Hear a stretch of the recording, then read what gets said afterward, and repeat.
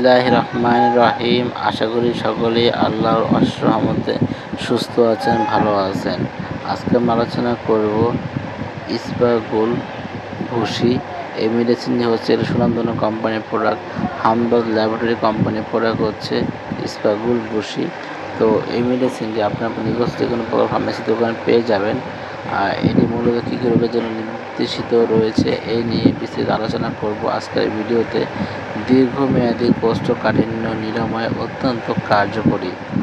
বর্ণনা: ইসবাগুল দীর্ঘমেয়াদী কোষ্ঠকাঠিন্য দূর করতে অত্যন্ত কার্যকরী।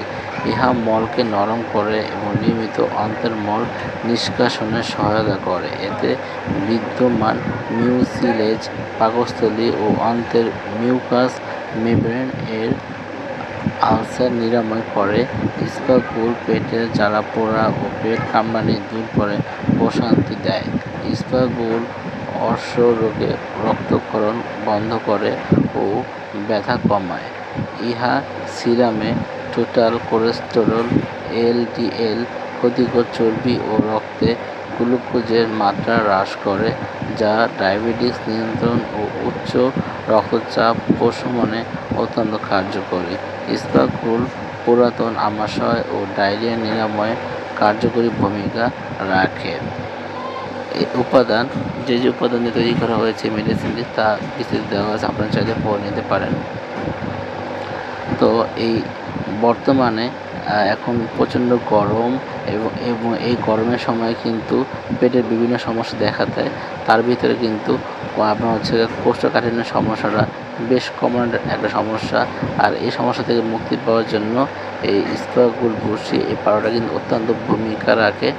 আর হচ্ছে আপনার নির্দেশনা দেখতে পাচ্ছেন আপনি, দীর্ঘমেয়াদী কোষ্ঠকাঠিন্য, পেপটিক আলসার, পেটের জ্বালাপোড়া, অর্শ, দীর্ঘমেয়াদী আমাশয়, ডায়রিয়া ইত্যাদি ক্ষেত্রে কিন্তু বেশ ভালো কাজ করে এই ভুসি।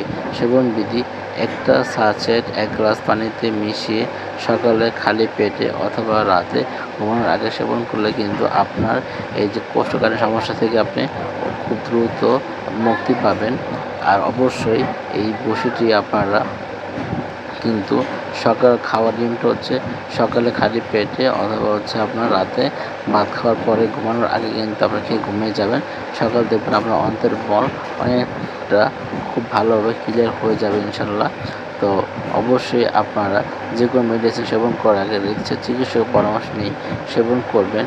আর অবশ্যই যে কোনো মেডিসিন যথাযথভাবে নিজের ইচ্ছা সেবন করবেন না, এতে করে কিন্তু আপনার স্বাস্থ্যের ঝুঁকিও সম্মুখীন হতে পারে। তো অবশ্যই যে কোনো মেডিসিন শিশুদের হাতের নাগালের বাইরে রাখবেন এবং নির্দিষ্ট তাপমাত্রায় সংগ্রহ করবেন।